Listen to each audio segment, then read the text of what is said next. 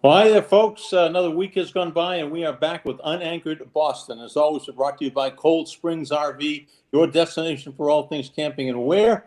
We're in New Hampshire, of course, in the great George Gray, the big wheel we call him, at George Gray's Lexington Toyota. We are just tickled beyond belief to have the great Mike Gorman with us today. Lobel always does the main introduction. I get to say one or two sentences, then Lobel just takes over the whole thing, Mike. But us, I always Mike, remember he's being good at that. Yeah, taking things over. Yeah. He is very good at that. So we're thrilled to have you here. We're going to have a fun time. We're going to go down memory lane and just talk about everything under the sun. And Bob Lobel, take it away with Mike Gorman. Well, I'm going to start with the last honor. Or I shouldn't say the last honor, but it seems to me one of the most appropriate honors was the Kurt Gowdy Award for the Naismith Basketball Hall of Fame. I mean, besides all the Emmys and all the awards you've gotten over the years in the 43 years that you were behind the microphone, I assume that Kurt Gowdy Award stands out as one of the most meaningful. Without question. I mean, to hear my name in the same sentence for Kurt Gowdy was something I never thought was going to hear it happen, unless I was the one who did it. And to have it, to win something named after him. I mean, we're all within probably a handful of each other of the same age, and Kurt was just huge. I mean, he was the man. If you were going to had some idea about getting into this business, that was the guy that you would copy, that you would try to figure out what's he doing that makes him so good. And he was a mix of a lot of good positive things. So why are you stopping? Why am I stopping? Yeah, why are you stopping? I think it's time, Bob. I think it's time for somebody else to get a shot doing this. It's a great job, and it's a great. I hope the kid who's comes in and stays for a while. I would hate to see this become a place where the guy gets replaced every year or two or three. But as far as I go, it's just time. I'll miss the games, but I'll miss most of all the people. And that's the thing that I don't think would be very easy for me to replace. The guards, the service people, like every usher in the place I know by first name. The security guys I know by first name, and women. And I'll miss those people because during the course of the season, these are your friends. These are people you deal with every day. You go to work, and work is going to the garden, which is kind of nice. But you go to work, and these are the people who say, "Hi, Mike," when you come in. Hey, you need to get there. What do you need?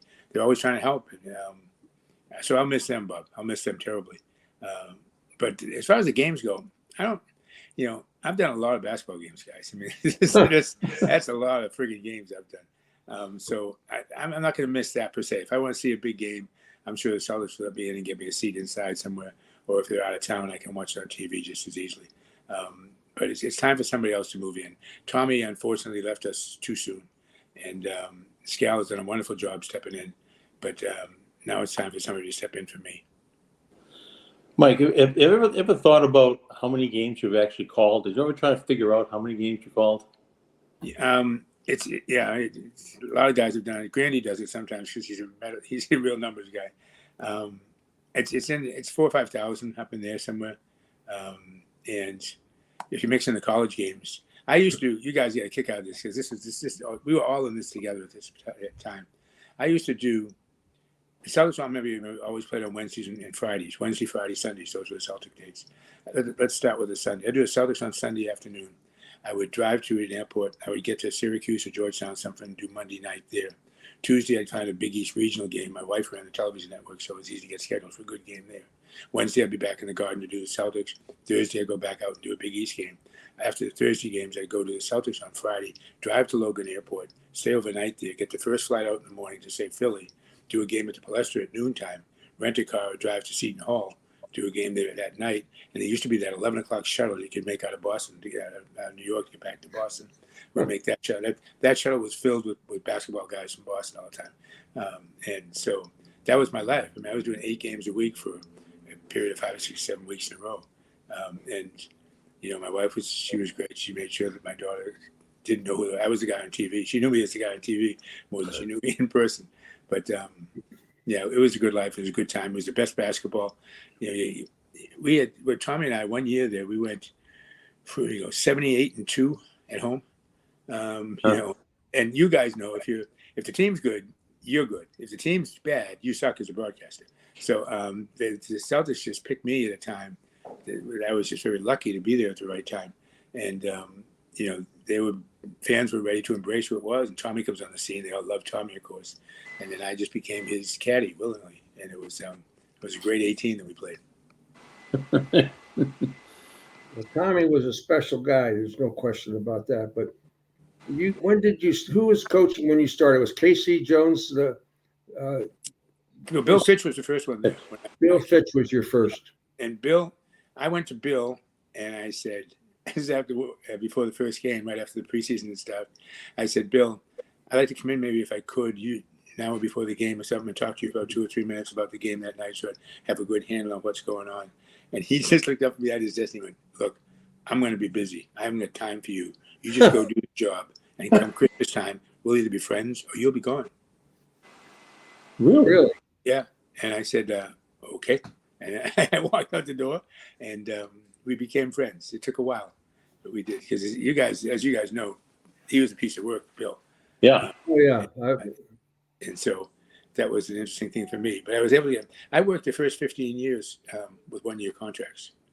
And at the end of each year, I'd try to get them to re-sign me, and they wouldn't. They were always looking to see whether maybe there was somebody out there who was better.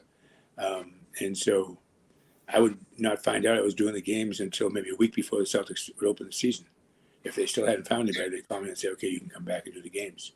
That was tough to live. So this was the Celtics that gave you a 1-year contract? No, it was Prism. Sports Channel.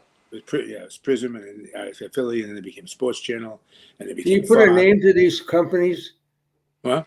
Can you put a name to these companies? Can you put a name to who was it? Sports Channel? You named the people? I'm not going to put people. Yeah. The guys that we weren't going to hire you till a week before the season. We want names. Ron Ryan was behind it originally. He was a nice guy. Now he's a former Bruins player who got this job as on the basketball side. So he didn't know whether you blew it up or stuff it. So he was kind of trying to feel his way through it all too. Yeah, it was kind of interesting. They just didn't really want me to try to get myself centered with this foolish camera. They didn't really want me to succeed, I think, at first. And I understand where they're coming from. I'm this guy from Providence, Rhode Island, who just drove up 95. And the way I really got the job the first year was I had been working radio, and I came over and started doing television. They called me WPRI, and WPRO Radio used to be related to the same ownership, cap cities. So stop me anytime you get bored by all this. But No, I love it. So I'm doing 6 to 10 mornings with Salty Bryan, who was a character in Rhode Island, owned the marketplace. I know Wally very well, his son. Right. And Wally is exactly. Salty used to get 70s in share on the books. I mean, he was amazing. He dominated the audience. So he kind of adopted me, and I went in there to. I'll take you way back. I'm at WNBH in New Bedford, Massachusetts, and I was hired to be the program not manager. They had a sister station, WMIS. You used to have to change the tapes. It was elevator music, so that was my job when I first got there. Gil Santos got me that job, by the way. I went off the street to see Gil, and that's a whole other story. But anyway, so Gil gets me an audience with this guy. This guy hires me as his job. I'm working one morning reading the news because the news guy didn't show up, and I get a phone call. And the phone call is with a guy named Mark Haynes, who was the news director at WPRO in Providence. He said, "I'd like to hire you to be our New England correspondent." I was like, "You got it, babe. I'm right there. Don't even say ask. I'm right there. I only need to give 2 weeks' notice." And he goes, "No, wait a minute. Hold on. Don't give anybody notice. Don't do anything. I want you to rip the AP wire every morning. If there's a fire in Portland, Maine, I want you to read it. At the end of it, I want you to say, 'In Portland, I have Mike Gorman for doing it.'" Okay. He said, "Then I want you to read the next one. If it's a murder in Lowell, I want you to read it." And you go in Lowell. Hard to believe it's a murder in Lowell. Yeah. So I'm Mike Gorman all over the place. And he said, "If you do this, I guarantee the guy who's the news director will be so enamored by how much you're hustling around, he'll offer you a job." He did. Haynes had this all planned out. So I did. And so I got this job to just kind of read the sports in the morning because Salty is a wonderful man, a dear friend, but he didn't know they blew it up or stuff it either. So he'd butcher names, he'd butcher scores, and he'd have all sorts of stuff. And Haynes was the news director. He'd sit there and he'd go, "No, Salty, this is what it was. This is Salty. No, there wasn't another guy." And he would just correct everything that Salty did. He was getting tired of that. So I got that job, and I was supposed to do like 7:18 to 7:20 with sports in the morning. Okay. Well, I get in there the first couple of mornings. I start doing it, and Salty takes a liking to me, so he starts talking to me on the air. And 2 minutes becomes 3 minutes, becomes 5 minutes, becomes 8 minutes. And all of a sudden, we're just talking a lot. I'm leaving the 8:30 edition of sports, ready to get ready for the 8:35. I was coming back on for sports. And so after we'd been doing this for a month, the program director comes in. He says, "You guys, this is not what we do here, blah, blah, blah, blah, blah, blah, blah." And so it became a power struggle between him and Salty was going to put him in his place. So next morning we walk in, this happened just like this. And he said, "Welcome back to Salty and Mike Show. You're on WPRO." That was the sticker to the program director, okay? The program director comes in, he drives in, he's pissed off, and he comes up the stairs. He says, "Walter, we have to talk, you know." And Salty just came in and said, "Look, we don't have to talk. He's going to work with me, and I'll determine how long he works, and you just listen." And that's how you'll know. He turns around and walks out. Wow. Yeah. So I'm still in the room, and I'm not going, "What do you do, Mike? Do you sit here? Do you go with Salty? Do you look down at the floor?" And so I went and I left. I tell you, this is again being in the right place, right time. I'm in Newport one night. This is maybe 2 weeks after I've had the job at PRO, and I'm actually on the air with Salty, doing something meaningful. And so I'm down in Newport. I meet someone, shall we say. I end up spending the night in this apartment in Newport, and I wake up to a radio blaring. It's now about 7:45. I'm supposed to be at work at 6. 7:45, I still showing up for work. So Salty's coming on the air, being every chance he can. He goes, "Where's Mike? Anybody seen Mike yet? He hasn't shown up. Yeah, keep your eye out for Mike." Now, this is long before cell phones or any of this stuff, okay? So he's saying, "If you see Mike, he drives an MG, one of those little things. It's a convertible ragtop." He says, "He's driving that. You'll see him driving and flash your lights at him. Let him know that we're looking for him," okay? So all of a sudden, the lights are being flashed.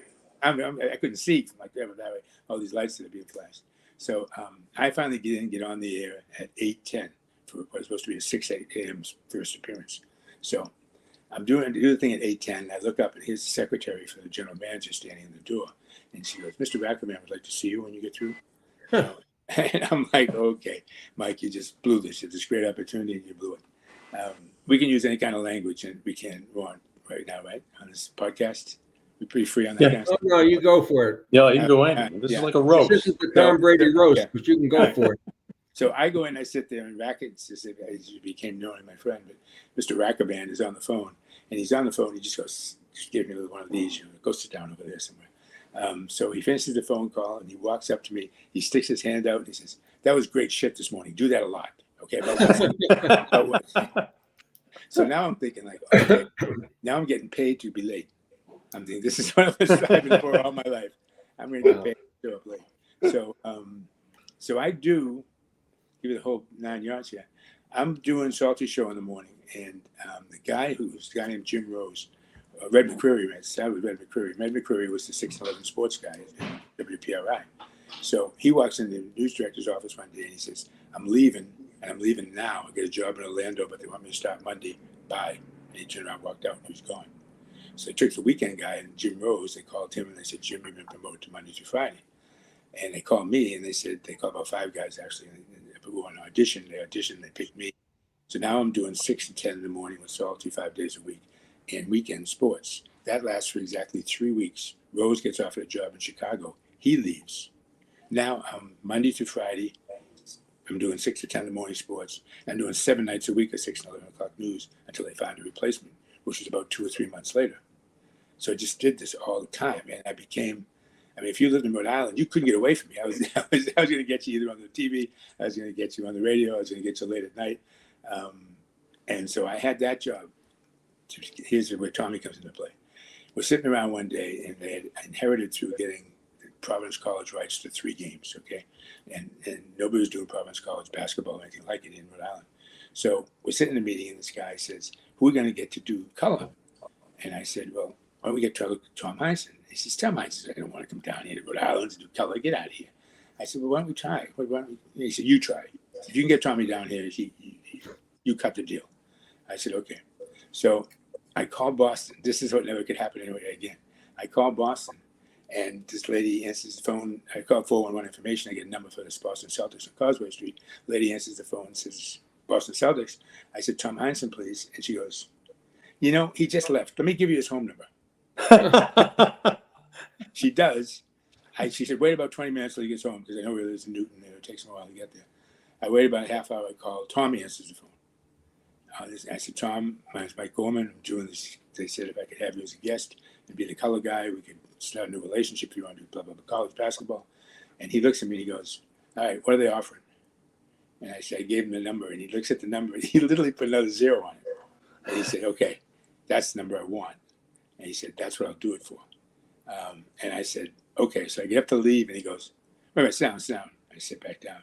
He goes, what kind of life insurance do you have? He sells me a life insurance policy. So I still have it. I never used it, cashed it in or anything else. So I leave there that day with an agreement by Tommy to do the games on TV, but with an extra 0 added onto the salary that they had given me I could use. And I now had life insurance for $10,000 for the rest of my life. But we did the games. We got along really well doing those 3 games. And then when these prison people bought the away rights, the home rights rather, to the Celtics on cable, which was new at the time, they said to Tommy week before the first game, they said, who do you want to work with? And Tommy, I'm thinking Tommy's going to say one of you guys. He's going to say John Dennis. He's going to say somebody who's big in Boston, which you guys all were at the time. And I said, he said, I'm working with this guy down in Rhode Island. I like him. We get along pretty well. Why don't we try him? And they said, okay. That was the first of my 15 one-year contracts. And we hit it off very well right from the very beginning. Let me back up, because you guys appreciate this because you lived through the same stuff. Back up, I'm at WNBH New Bedford. I'm bored silly because all I do is change the tapes on the FM station 3 times a day. I don't say anything on the air. And so I go into the general manager and say, I want to do a sports talk show. He said, you can't do a sports talk show. Nobody gives a shit here in New Bedford about sports. All they want is the fish prices every morning. Give them that. Happy. Okay. And I said, well, what do I have to do to get you to agree to let me have this thing, this talk show? He said, get a big name, Howard Cosell, somebody like that. You get him to come on your show, you can have a show. Okay.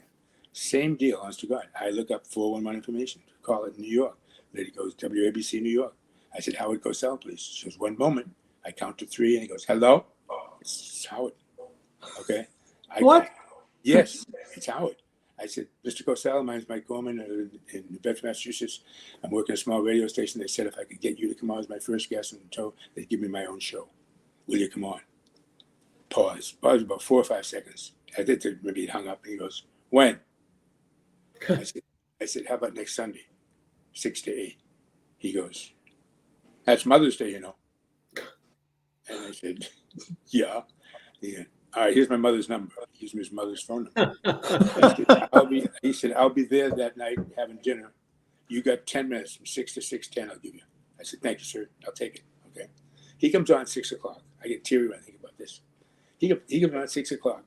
He stays the entire hour with me, talks to me like I'm his best friend.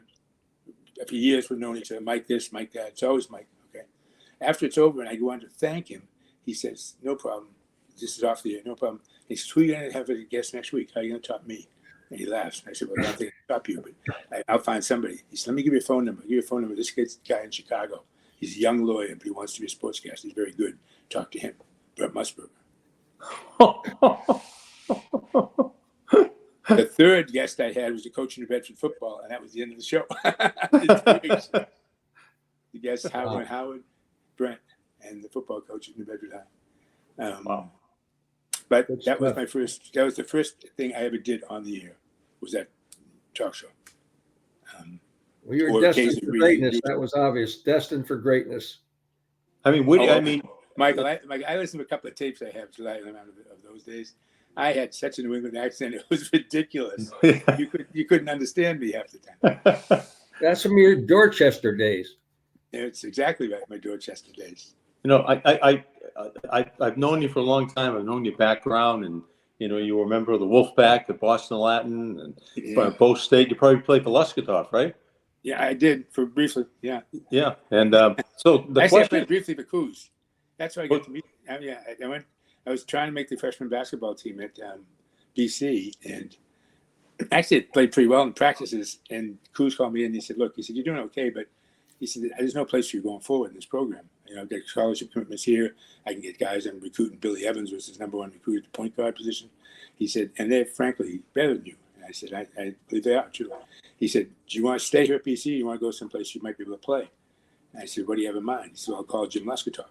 So he calls Lesky, and he says, hey, I can hear him. He's sitting 2 feet from me on the phone. He says, Jim, I got a guy here. He probably can play for you. He can't play for me. He probably can play for you. You got any space for him? And Lesky says, yeah, sure, send him over. And then they go on to talk about life in general, what they're doing. Cruz hangs up the phone. He says, go see him. So I go see Lesky. And he's like, he was the nicest man you ever meet. He said to me, he said, you just, he says, fill out this information. I'll make sure they get it in the dean's office and you're in the school and everything else. And just, fill in what you want to take. The only thing I didn't fill in was grades. He said, you should just take these courses that you want to take and come to basketball practice and we'll see what happens. I went to basketball practice. I played for him for 1 year. And then next year, Rodney Forbes, remember that name? Yeah. Rodney Forbes and a group were coming in. It was really good players in high school. And I was like, I'll see you later, guys. And that was it. What am I not understanding about this camera? Moving a little bit. Yes, moving a little bit. So am I. Yeah. Yeah. Nervous to be on with you guys. You kidding me? I don't blame you. It must be a real thrill for you. Now, I guess I'll say, That's true, Bob. oh, come on, Mike. Come on. Don't be silly. That's perfect right there. You're in focus. You're stable. Stop moving around. Okay, you got it. No, I was going to ask you to do a little handball play-by-play because I saw that you did the Olympics commentary on handball. Who the hell ever did play-by-play on handball? Nobody. I know nobody. The first game I ever saw, I did. I didn't even. What? I thought going What is that? How is that? I thought it was going to be one-on-one. That's what handball was, and I found it was team handball. I didn't see the team. Oh, great. And NBC just called up. They didn't have anybody to do it, frankly. So many people like that have been helpful to me to get jobs. Bud Collins, I'm doing. My wife was going to be at the Olympics anyway because she was working, and I was going to stay home and take care of our daughter.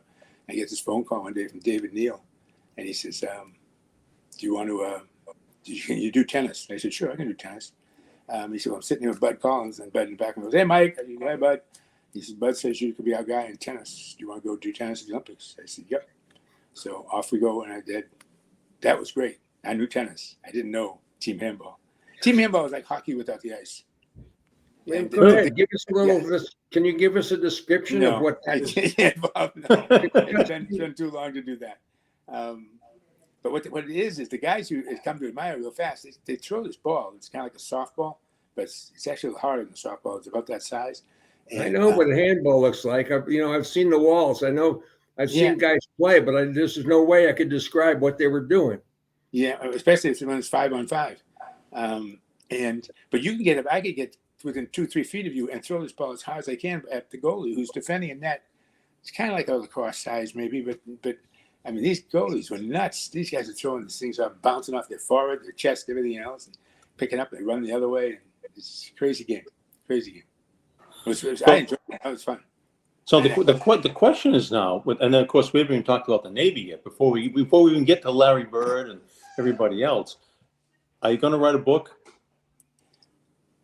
I'm going to try to write a screenplay. To be honest with you. Really? Yeah. I don't want to write a book because I don't want to. I don't care. I've never cared about those kind of books that tell you I was in Bobby Knight's locker room and Bobby said this and that. I could care less what those people said. So, but what I want to do is I'd love to take all those characters and be able to put my own spin on them as to who they are and how they act. So I'm going to try to write a fiction screenplay. Probably won't be all centered around basketball, but basketball will be a driving force. Huh. So you thought about this for a while, right? Oh yeah, I fool around writing at night sometimes for an hour or two. You gotta get really disciplined though. People tell me all this time you gotta do it. You have to write at least an hour a day every day, even if nothing gets on the page. You gotta sit there. You write the title first and then the screenplay, or do you write the screenplay first and then title it? I would say screenplay first, then you title it, because that was my way of asking you to have a title. Yeah, I know it was, Bob. I was just trying to avoid it. That's good. I thought so. Good job, Mike. So if we kiss your ass good enough on this podcast, there might be a couple characters. Oh yeah, come on, Mike. Lynch. I'm not begging. I'm not begging. No, the other guy, the other Mike. No, I don't have that many personal experiences to relate, frankly. I mean, if you look at my resume and say, boy, you know the Celtics these years, you must know Larry Bird better than everybody. I barely know Larry. I mean, I say hello and he'll say hello back. But I did the away games, and I'd drive in. I lived in Providence, Rhode Island at the time, right by Brown University. And I'd drive to the game. I'd park the car right out in front there where they let you park in the old days. And I'd go inside and meet Tommy and Johnny Most inside the room, press room. We'd have something to eat. Tommy would say, okay, let's go. We'd go downstairs and go to Red's office for every game. We'd sit there. Red would talk for about 3 or 4 to 5 or 10 minutes, depending upon how much he wanted to talk about what he thought was going to happen tonight. Tommy would say thanks. I went to maybe 100 of those over the course of the years. I never spoke, never said a word except I read when I sat down, and that was it. One of the reasons from the Red, I'd have a picture. My favorite picture of me, if you guys ever want a picture of me, is me with the Red statue in Faneuil Hall, because that is, I didn't know how long I was going to be with the Celtics. This is about the 10th or 11th year on these one-year deals. And we're in a meeting one day, and coming in the door behind me is where people are going to enter this conference room. So I'm sitting there, and Jen Volk is there, and all these other people who were involved with the Celtics at the time. And all of a sudden, somebody comes up and puts their hand on both my shoulders like that, and starts massaging my shoulders. And I look up, and it's Red. And I'm like, I'm here now. I got him in. There's no question about it now. If I'm getting a back rub from Red, I'm in, And that was true, because going forward, I was treated wholly differently by everybody. Once everybody was in that room who saw that was like, ooh, Red likes him. Yeah, I've made it. Yeah, so Yeah. I got my hands all over that statue in Faneuil Hall. It's time to return the favor. Tell us about your naval experience, because that was between Bow State and New Bedford radio, I think. Was that the timing? Yeah, right? I hadn't done anything in the broadcast business, and so except I tried to get a job in TV through Gil Sanos. But my Navy career began right out of college, and at the time, we were pumping out so many pilots in this country that it took you forever. I was supposed to go through flight school, and it was supposed to take you about 8 or 9 months. It took closer to 16 to 20 months to get through, because each step along the way, you'd get there, and they'd look at you and say, okay, come back in 2 or 3 weeks. That's when your number will come up and we can get you going through classes. So I became a really good golfer. My golf game was at its very best, because I'd get up every morning down Pensacola, Florida, and have nothing to do every day for the next 3 weeks until we went to navigation school or whatever the next step was. So I just brought the sticks with me everywhere we went and just played golf every day. So what was going to be a 2.5 to 3 year commitment turned into a 5 or 6 year commitment because of the length of time. There you are. Right there. Yeah. There you are. Wow, Yeah. Look at that guy. Yeah. Who is he? Those are white uniforms. So There you are. I didn't want to. I was fortunate. There's the pack. That's it. That's the one that's going to be on. That might be on the cover of the book club. Oh, Got it. I love that. I love that. Anyway, so I didn't want to fly jets. I didn't want to fly. I landed on an aircraft carrier once. That was enough. That was good. I'm still alive, and we'll move on to the next class now. I want to do that every day. I remember being on a night launch on a carrier as an observer, and this one guy, he sits down the bridge, and this guy comes around once, and he you know how that works on an aircraft carrier? It's actually like an old-fashioned bow and arrow. There's a wire. You catch the wire with that hook, and it stops you. If you miss it, you better have it floored, because that's the only way you're going to get off the carrier in the front. Yeah. If you haven't floored enough, you'll dip down, the carrier runs over you, and that's the end of you and your plane. So this guy's coming around. He had enough field to make 3 passes. You miss it the first pass. You're like, okay. You're not going to hear him saying, just relax. To say his name is Bob. Just relax, Bob. Stay cool. We'll stay with you now. You bring this home, no problem. Comes on the second time, misses the wire again. Goes back up. Oh, God. Now he's going for the 3rd and last time. Okay, there's probably, I forget what the number, there's over 1,000 people that are around carriers when ops like that are going on. Everyone's just dead silence everywhere, waiting for this one guy to see if he can get home. He comes around, he misses again, misses for the 3rd time. Dips down in front of the carrier, somehow had it pulled back enough. I think what you do, basically, in simple terms, is when you're trying to land a plane on an aircraft carrier, you have to catch that wire. And if you miss the wire, you're going down. So before you even get the wire, you floor it, because you want to be going as fast as possible when you hit that wire, because if you miss it, then you can get back up in the air, as opposed to slowing down on an approach. And he slowed down every time, and then it was dead meat. So we had to ditch his plane, and had to go up and pick him up in a helicopter and bring him in. And I can remember him getting off the helicopter, and everybody says, no one could, you couldn't meet his eye because you knew his naval career was over, number one. He was going to end up on a desk in the Philippines somewhere for 3 years or 4 years doing something bad. So yeah, that was the worst story of that. I did not want to fly on carriers. So I got into a P3 squadron. We based in Brunswick, Maine, 4-engine turboprop, could fly on 2 if it had to. We'd go out and throw buoys, sonar buoys in the water, try to find Russian submarines. We never found them. It was all during the fuel crisis too. This used to really bother me politically. We would get what's called an OPTAR, which is how many hours we could fly during a specific period of time. And you had to have it approved by Congress. And so we always put in for as many hours as possible because we wanted to be able to fly. So we'd go out, we'd fly back and forth to the Azores. We used to call them the Toos runs. We'd go out there and get 3 bottles of wine, 3 cases of wine, and then fly back again. We'd have somebody navigate without the other way back. And inevitably they'd miss Brunswick, Maine. Some of us probably 400 or 500 miles. But we would do that. And then I'd drive out of the base to go back to my apartment, and there'd be lines around the block for people waiting to get gasoline after we had just gone out and burned 2,000 pounds of fuel because we were afraid if we didn't, the Navy would not give, next time it would give us 2,000 pounds less. So you're always bidding it up, and it was just a bad situation, I thought. But yeah, so I chased submarines around the Atlantic for 3 years, and then came out. And then that's when about a year later, I get out when I was about 25, and spent the year playing basketball for a club team in Brighton, a bar team, and I was better than most of the bar guys. So that'll be in there though. That's great. That part of my life, that's great fodder for a book. That's good. That's a fiction book, yeah. What was this? Let me interrupt you for a second, since we're talking about transportation and flying around the Atlantic looking for Russian submarines, which you never found. Right. I need to do a little commercial insert here. It has a lot to do with transportation. Okay, Mike? So just hang on a second, because you're a big part of this at the end. Lynchy's got a question for you, which is just all part of this, but I'm addressing this to campers. How have you ever had time to go camping? This may be the next phase of your career.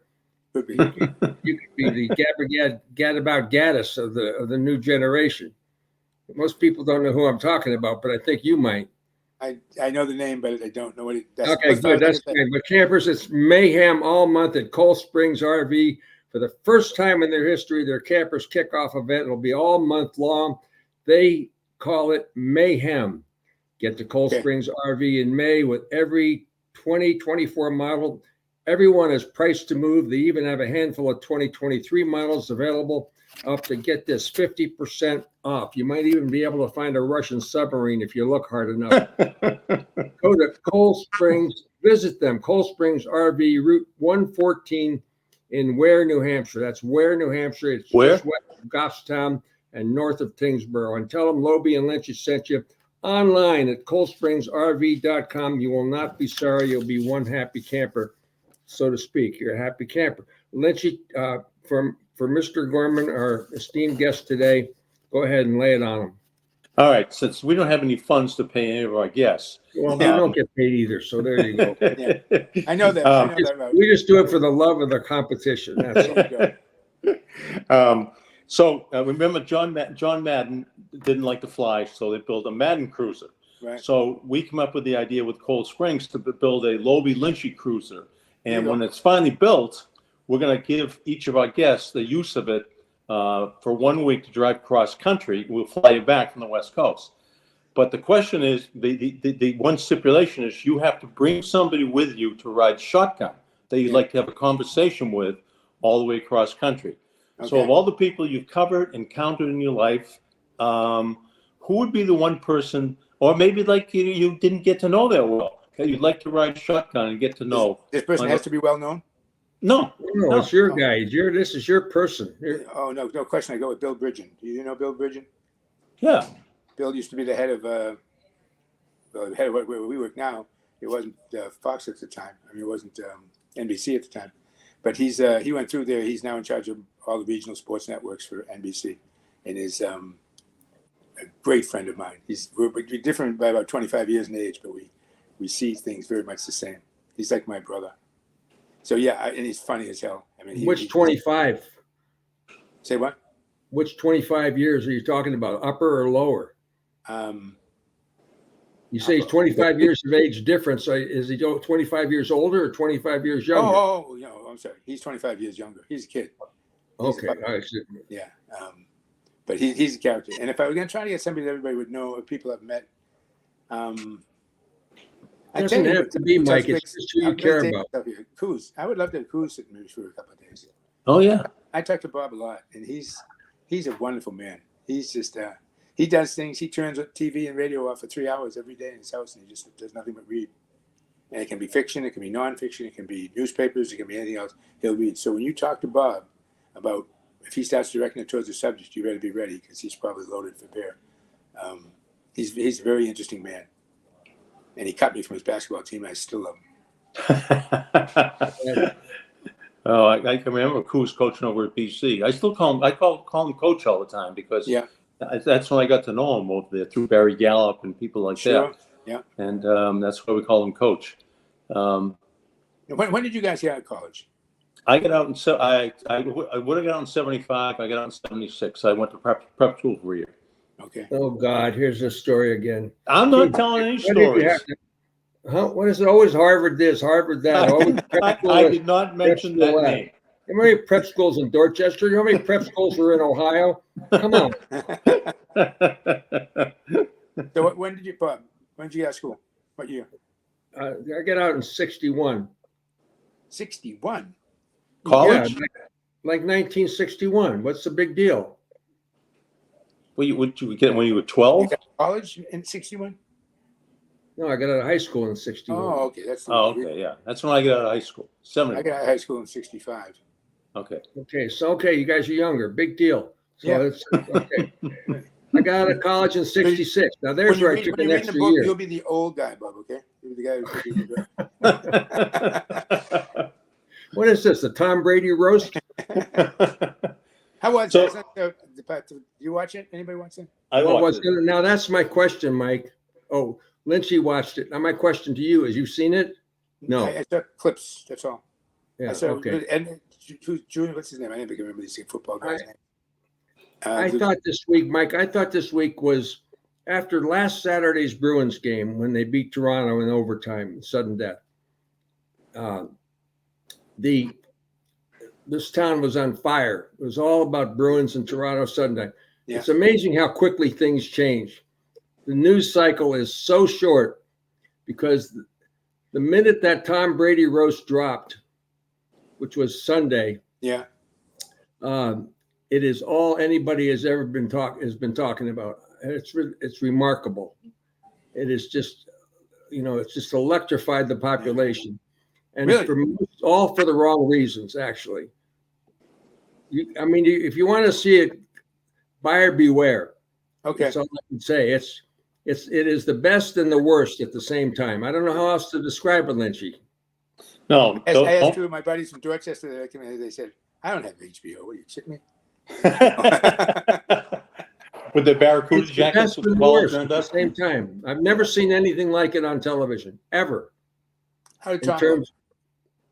What? How did Tom look, Brady? He looked good. How did he look? He looked gorgeous, like everybody else thinks he looks gorgeous. But he looked like he wanted to be there in a way, but didn't want. It's really strange, Mike. It's really strange. It was a very strange event. Who is the best roaster? Belichick. I think Bledsoe. I think Belichick and Bledsoe both. I don't want to spoil it for you, so you got to see it. Okay. Don't you think Bledsoe, Mike? Bledsoe was pretty good. The language sort of just bothered me a little bit. It's almost like they were trying to set a record for how many F-bombs I could get in 3 hours. Well, they said it. Whatever they were trying to set, they said it. Yeah. Anyway, Mikey, Mike Gorman, if you buyer beware, that's all I can say. And if you have Netflix, you don't have to pay for it. So there it is. You don't end up paying already. So no, I'll check that out. Oh, you'll be shocked. If anything, you can say nothing can shock me. Is it a good Catholic boy from St. Brendan's? But I was shocked. Okay. You know, So, you know what surprised me, Mike? I want to go back. You said that you covered Larry Bird for almost his entire career, but you don't really know him that well. And I know you're not a jock sniffer. Some people are jock sniffers. You've never been. Um, did you ever have a relationship with any player that over the years? Oh yeah, Danny. Yeah. Danny, I call Danny a good friend. Um, Dennis Johnson. He and I would talk. The big thing, Mike, is if you travel with a team and really a part of the traveling party, and you're getting off, you're going up in elevators together, which everybody's on the elevator trying to get to their room, and there's 19 guys big and you on the elevator. But you're scraping snow off your car in Hanscom Air Force Base at 2:30 in the morning while it's snowing out. You start to really get to know people in situations like that. You fly together. So it was very easy for me to have a relationship with the guys later, the Pierces, the Ray Allens, the Kevin Garnetts of the world, the Brian Scalabrinis of the world, as opposed to the Celtics and the Kevin McHale's of the world. Kevin McHale lives in Scottsdale, Arizona now, where my daughter also lives, and I run into him at the farmer's market sometime on Saturdays when I'm visiting my daughter. That's longer than I ever talked to Kevin in all the years I covered him. It was a conversation in the farmer's market. So, Really? Yeah, and so I shouldn't say really about Kevin, because Kevin was very intellectually curious. He and Paul Pierce are the only two people I ever saw bring books on the bus. But they were the only two. And Paul did it the day he was named the Celtics captain. He gets on. I'm sitting in the back of the plane. He gets on. He goes by me. He's got a bag with a handle on it. It's full of books, obviously. He's got Barnes and Noble on the side. I'm like, well, I gotta go check this out. So we get up in the air. I go wandering up the front on the front of the plane where they all sit. And he's in a little cabin by himself. And in front of him, all these books are on leadership. And they're all spread out neatly on the table. He's just staring at him. Like if he looked hard enough, maybe it just come into my head. Just I wanted to actually read these things. But I love him for trying. And, he's my favorite guy of all the Celtics. People get surprised. Of all the Celtics I've ever covered, he's my favorite guy, Paul Pierce. Paul Pierce. Oh yeah. wow. And Tommy, for which shocked me when he did this. Somebody asked Tommy, and Tommy said Paul Pierce also. And I said, why? And he said he can shoot the three, he can shoot the pull-up, he makes free throws, and he'll dunk on you if you don't watch out. He said, so if you guys score, with 5 seconds left in the game, that's the guy who you want the ball in his hands. I'm thinking, well, here's a guy who's done every game that Larry Bird has done. And he's saying, I want Paul Pierce with the ball. I was like, okay. Michael, I had said before that he was my favorite player. I wasn't copying Tommy. That surprises me. Yeah. How much did, and me too, Michael, how much did Caitlin Clark impact the Celtics at the time that as she was must-watch television for the rest of the country down the stretch? Was there any? None. A couple of guys who travel in the media wanted to talk about it, but no, most people don't want to talk about it. No, you guys know. Professional athletes want to talk about themselves. That's really good. They don't want to talk about anything outside of that. Unlike us, right? Unlike us, right? You got like 2 hours of Mike Gorman just telling how cool he was here. It's been pretty good. I've enjoyed it. Yeah, but no, I watched the first game. I did watch her exhibition game that she played. I didn't see the first league game that she had the other night. She's a talent, that's for sure. And she's going to, unlike Annie Myers, who was probably the closest to her, and Annie was there. Indiana Pacers drafted Annie 30 years ago now, 40 years ago. And if you saw Annie today, she's just as good as she did 40 years ago. Just a wonderful lady, too. Just a wonderful lady. Married to Don Drysdale, as you right. And has a son who just, if you walks in the room, you go, oh my God, that's John Drysdale. It was exactly like the same hair colors, and it's just unbelievable. Like he was stamped out in a machine. But anyway, getting back to why. So there really weren't that guys that was all that in that favorite about. Guys were nice, don't get me wrong. Nobody was snubbing to me or anything like that. But I mean, Larry, I'll tell you this about Larry. We did Larry Bird's career from 1981 until he retired. He never came on a postgame show, ever. Really? Wouldn't do it. Would not do it. Because you want to get. Nobody's going to go up to Larry. What's this shit about? You don't want to do shows. No one's going to say that to Larry Bird. That's for sure. You can cut that little thing out there. It's not a bad word. Oh, that's interesting. Well, he used to come out. You were out in the court, but in the locker room, he'd sit on that table in the middle of the room in the old garden. Yeah. And he'd hold the court for, let's say he was going to give 10 minutes to everybody. And when they were done, it was done. It was like he just dropped them, basically like dropped the microphone and I'm done. Yeah. Dressed. Yeah. Now, and he did a very nice thing talking about me in retirement, which I really appreciate him doing. And he exaggerated in my favor, so it made me even look better. Larry's, Larry was a different guy. I mean, I can't think.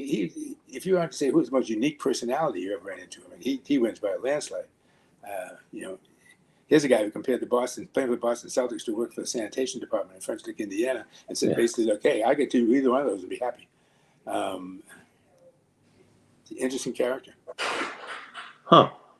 That's so do you think because if you flew commercial for a good portion of time that the guys didn't sort of have your own little private plane Yeah, we did fly commercial, and that was to see Larry Bird, Robert Parrish, and Dennis Johnson in 3 across. That's interesting to see, on an airplane at 7 o'clock in the morning, because that used to be the NBA's thing, is if you couldn't get out the night after the game, you had to leave with the first plane that left that airport, wherever you were, in the AM to get to a game that following night. So, that was, the bus time would be like 4:30 a.m. You get down, sitting on the bus, a 6 o'clock flight, get to the place at 8 or 9, get your bags, check in at 10 o'clock, try to grab 2 or 3 hours sleep, go to the arena, do the same number again.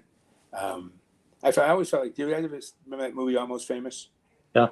Yeah, that's what I felt like. I felt like the character in Almost Famous. I was just sitting there with all these rock stars all about me.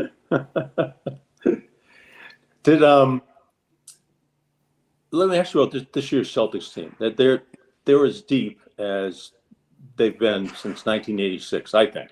Yeah, I agree with that. And this guy's Doogie Howser, I call him Doogie off the bench. Pritchard is a different player now. It just feels like so much weight and so much responsibility has been lifted off the shoulders of the two Jays that they can now play their game or not have an off night, but so many other guys are picking up the slack.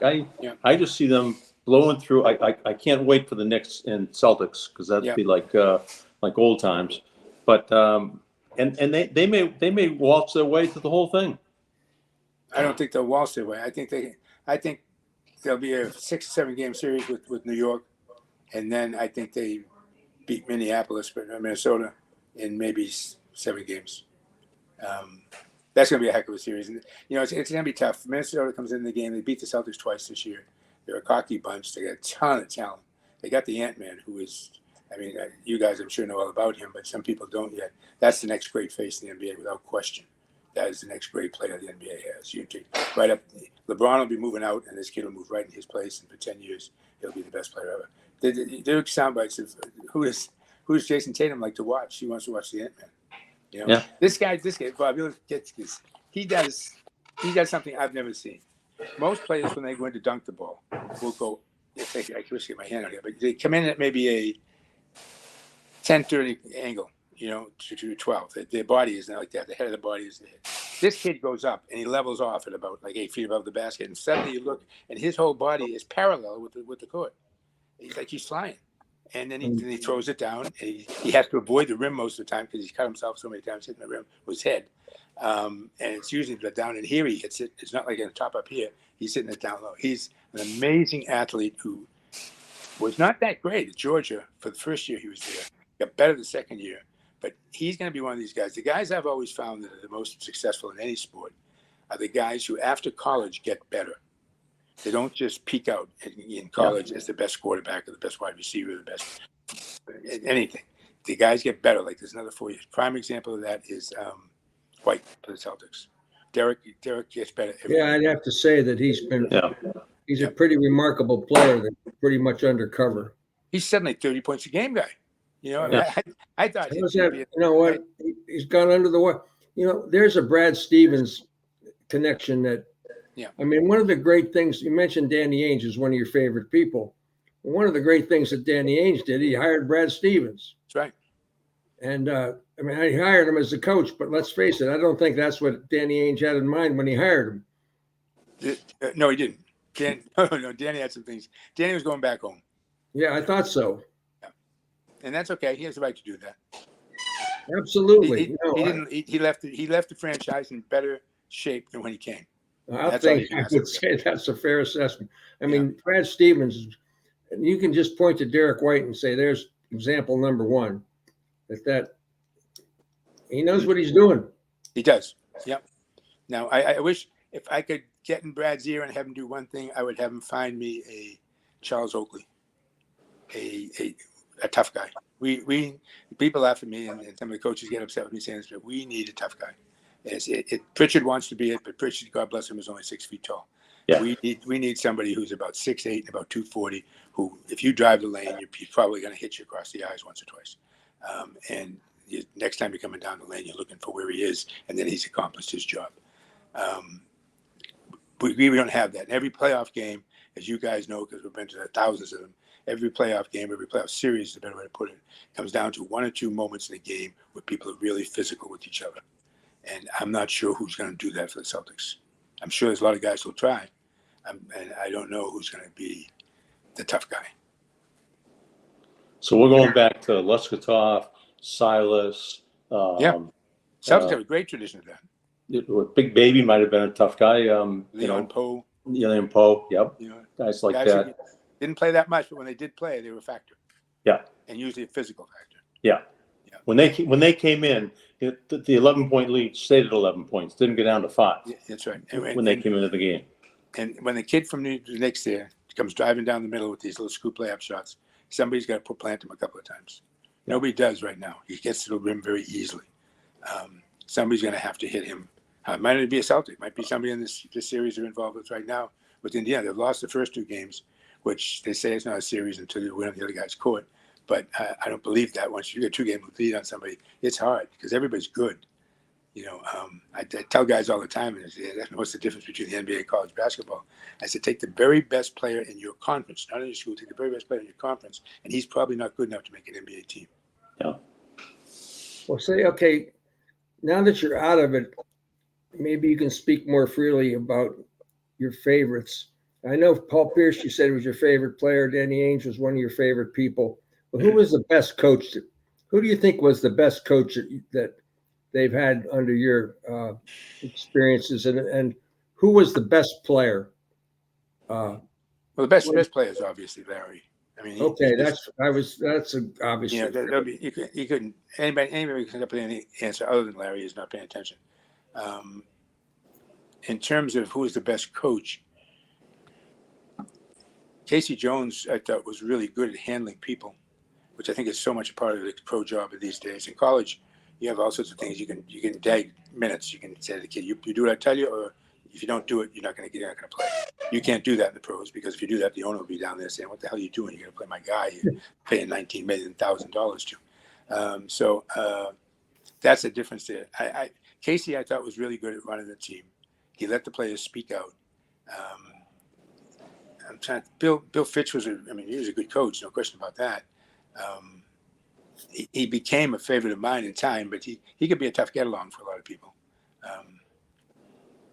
Chris Ford, bless him, was a solid coach, I thought.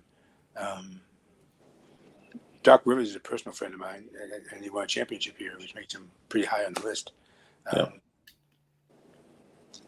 I'd probably say Doc.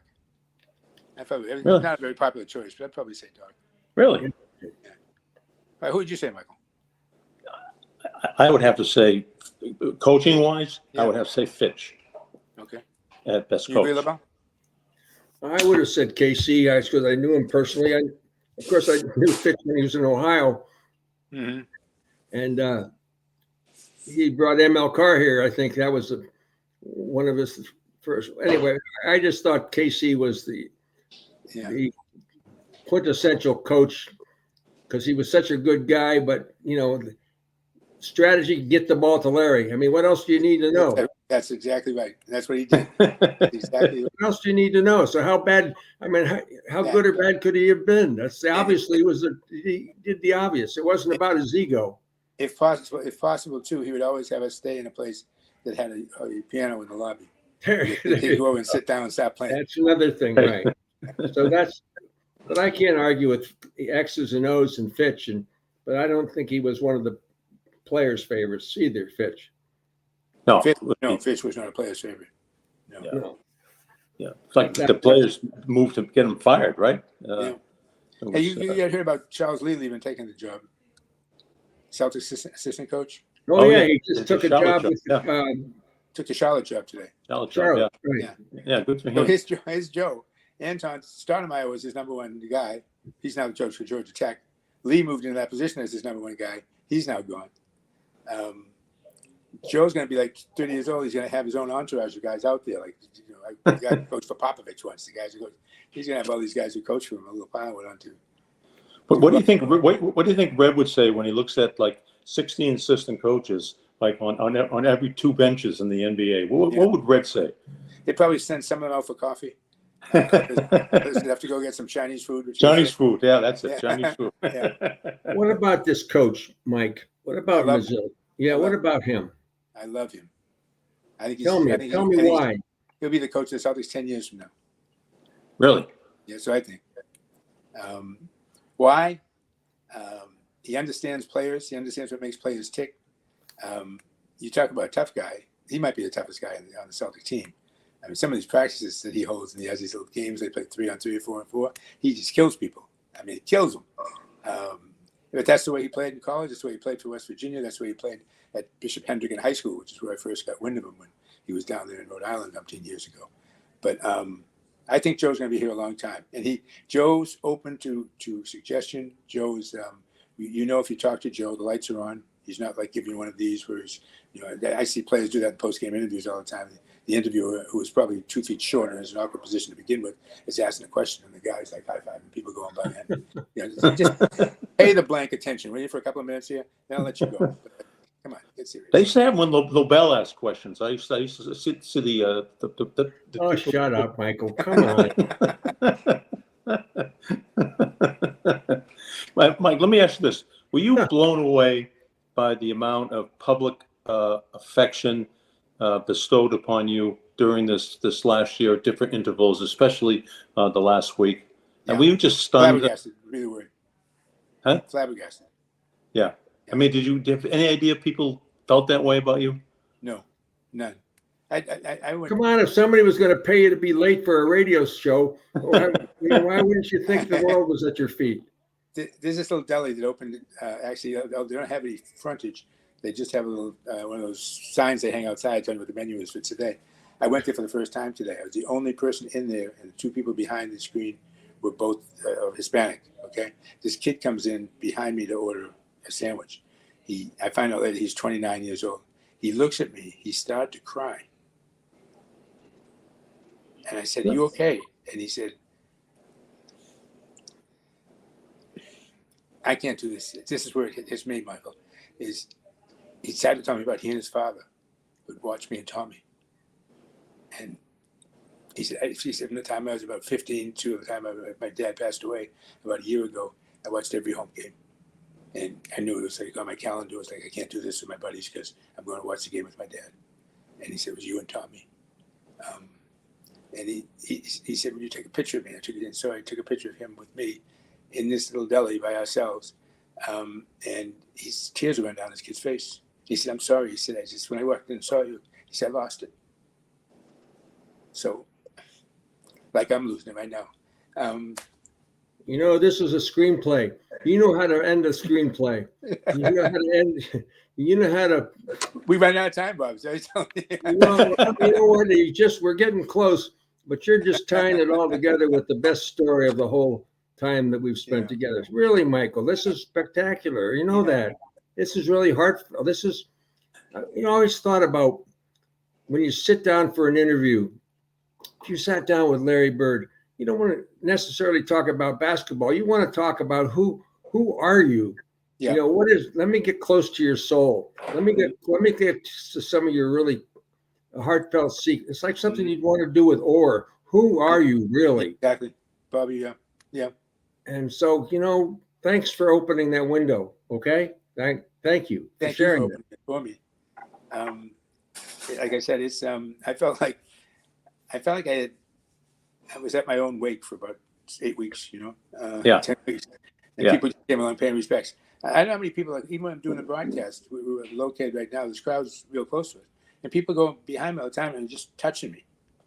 You know, and I look up, and they're not looking for conversation or anything. They're just like, I want to just let you know, thank you. Thank you has been a big thing, people say. Is that amazing? It's amazing, isn't it? What That's Yeah. amazing right there. Yeah, the seats. You gotta give those It things is. away. Anybody who shows up at the house gets 3 automatically. I love that photo. I love that photo of all the seats in the garden. Imagine, have you think that the kid from Dorchester would have every seat in the garden with your bug on it? Yeah, I know, it's crazy. It really is, and I mean, again, just like that happened like an hour ago, and it's been like that. And I keep thinking it's going to slow down and stop, and then they put me up out of a timeout the other night. They put me up on the big screen, and the place went crazy. And I'm doing Toucher and his spread touches show this morning, and one of the guys on with me said, "Hey, I was in the arena the other night," and he said that ovation for you was louder than any basketball score in the game. And I'm like, well, I'm not Oh, sure. that's my cable guy showing up. Sorry. Pay your bill, Michael, will you? The road controls broke. Let me do a quick spot here, Mike, before we wrap it up. If you're thinking about a new vehicle, go where we go. Go see our friend George Gray at George Gray's Lexington Toyota. We've been customers for years because we know that George Gray will treat you right. They're family-owned and operated dealership that we trust and you can trust as well. Go see the great George Gray at Lexington. George Gray's Lexington Toyota. We call George the Big Wheel. He's awesome. Terrific. Thank you, guys. Thank you for having me on. Michael, Oh, thank really you for cool. being a real guy. Thank you for It took being us a 70 real years to 3 of us get together in the same place. It's really tough. deal. Count me in. I'm in for All sure, right. 100%. This was so much fun, and it just thank you for letting us in. And we thought we knew who the real Mike Gorman was. We even know him more intimately now than we did before. Scares the hell out of me. Wait, what? Me too, I Bob. met Mike at the Every Queen. day. Oh, my wife says she met you at the Quinn Ooh, one night. yeah. You've Your wife's been saying there out some nice places. Yeah, Yeah, two years ago. 2 years ago. Yeah. Yeah, I remember that. Yeah. Yeah. You. I wasn't invited, but she was there. You were at Spalding. Well, listen, Mike, thank you so much. Lobie, All right, anything guys. else? Again, thank you. Really, thank you very Just much. say hi to Mary Ellen. That's all I can say. Oh, got let that. me in. Let me in. All right, say hi to Mike and Bob. Go ahead. Hi, guys. Hi Look at there. you. How are you? How are Oh, I you? remember you now. I know. Too long. We're coming home next week. And the cable Okay. guy's on his way, so I gotta get going. All right. All Hey, right. Mike, thanks a lot. Both Thank you, Mike Mike, Gorman, thank you. thanks so Thanks much. a lot to And both folks, make Mike. sure you check us out at Especially Mary Ellen. unanchoredboston.com. You got it. See you buddy. guys.